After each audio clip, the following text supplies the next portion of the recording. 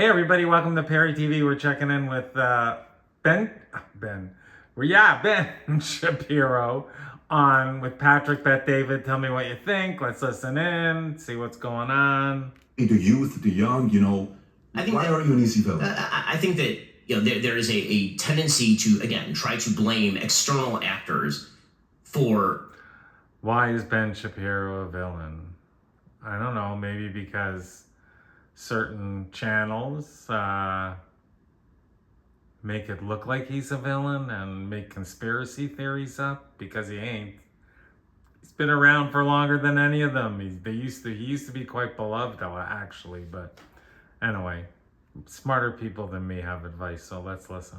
But it's becoming an increasingly unpopular message, which I think is tragic. I think that if there's no one left in American politics who says most of the problems in your life are solvable, you live in the freest system in the history of mankind, the most prosperous system in the history of mankind, and you're sitting there bitching because you don't want to make decisions that will make your life better. And that doesn't mean that we can't do things politically that will alleviate some of the roadblocks, that will get rid of those obstacles. I mean, that's the job of politics. But most of...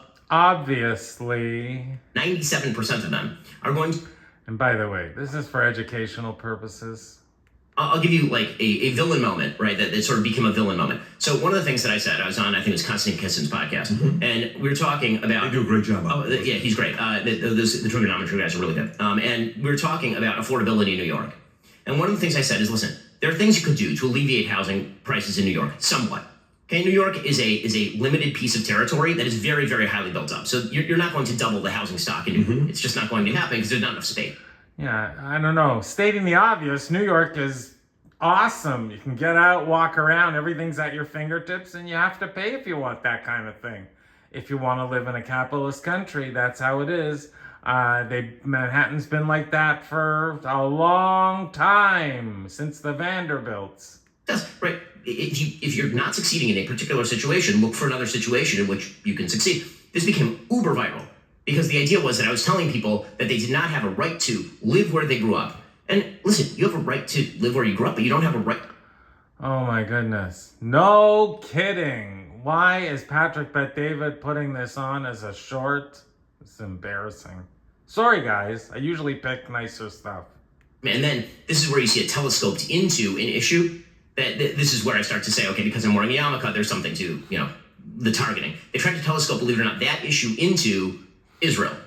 So what they tried to do is they did a two-step. The first thing that my opponents did is they lied about what I was saying, obviously. What they said is that I said that you have no right to be where you grew up, which is not what I said.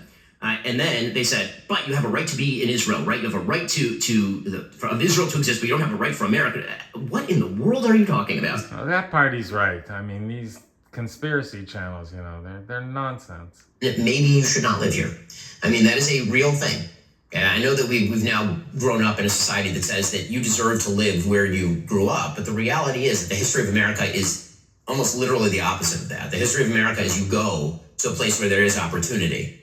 That's true. You can move. I never wanted to move, but people move if you want to move. Cheaper, better job, but it wasn't my thing. Afford to live here, then maybe you should not live here. You can boss it. So that's what you got hit for? Yes.